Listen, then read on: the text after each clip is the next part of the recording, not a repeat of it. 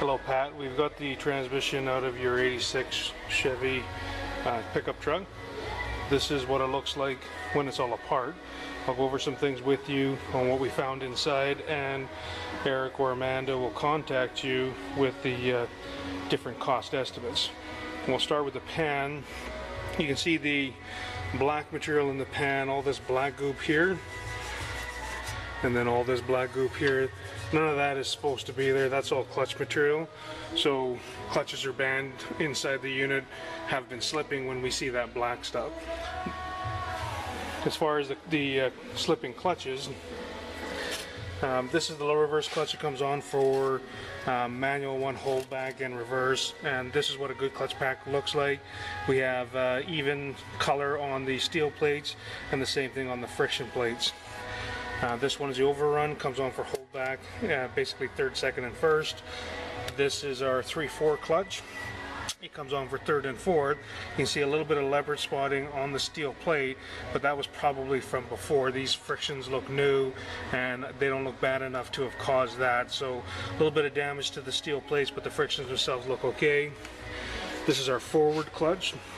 He comes on for all the forward gears, and same thing, a little bit of heat checking on the steel plate, but the clutch hasn't been slipping, so that was previous damage. This is the band that comes on for second and fourth, and you can see the black lines that go around it. That's a little bit of slippage. This is the drum that band goes on. It's actually quite discolored, and when we check it for flatness, instead of this surface being perfectly flat, it's actually cupped like this. So if you looked at it, it would be like this instead of being nice and flat. And the edges of this band are touching first. That's why they have some burn. So this drum is going to have to be replaced as well. That drum is the reverse input drum, and this clutch is the reverse clutch, which comes on for only reverse, doesn't come on for any of the forward gears. And you see the severe heat from the slippage, so we've got bluing on the steel plate, and you can see how the clutch itself looks to be burnt. If you look at what a good one looks like, you know, that surface is burnt, that surface is not. The problem with this is a forward sprag, and the problem with this is the number of elements, these peanut shaped elements, there's only 26 of them, and this sprag fails very often, so it's always recommended to upgrade from the 26 to the 28 element sprag. And GM did that in '87, and this transmission became a lot more durable when that change took place. So we're always going to recommend going to the 28 element sprag at least. The surface of this washer is rough. These Torrington bearings look okay. I've already taken out one of the gears in your rear planetary because the bearing didn't feel right, and if you look, it's pretty easy to see the pitting where my fingers are. So you can see, maybe difficult for the camera to pick it up, but this surface right here is pitted all the way along here, so it looks to be a lighter color, and that's because it actually is severely pitted, and these rollers are damaged as well. So the problem is this bearing is bad, so really that rear planetary is going to be no good. These accumulator pistons, they're the old style. They have a little bit of play where this pin goes inside there, but there's a new style that has a rubber seal here that is a much better fit and actually seals much better as well.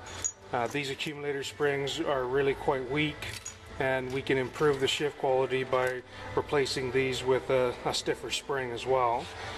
In our valve body as well, so this is our valve body here.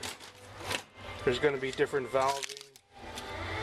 There's a couple different things we have to do to this valve setup here because it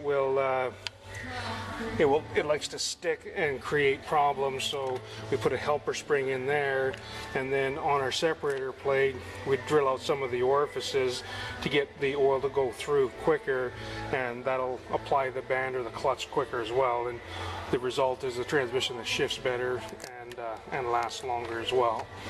The torque converter, It's going to have a lockup disc down in this area. There is a little bit of scoring on this converter hub here where it goes into the pump. But we're going to recommend replacing this converter. We don't know how good or how bad the inside of it looks because we can't actually cut it open and look. Another thing that was quite unusual is if we look at the top of the transmission, you can see this screw that someone has stuck into the vent, and that vent is there to allow the atmospheric air to exit while the fluid is heating up, and it allows the air to be drawn in when the fluid cools down. And with the way this is, that would block the vent system, and there's no good reason why you would do that at all. So we're obviously going to take that screw out and probably replace that vent as well, but that didn't cause the burnt clutches either. And so that's what I found inside, and as I said, Eric or Amanda will contact you, and we'll go from there. Thanks.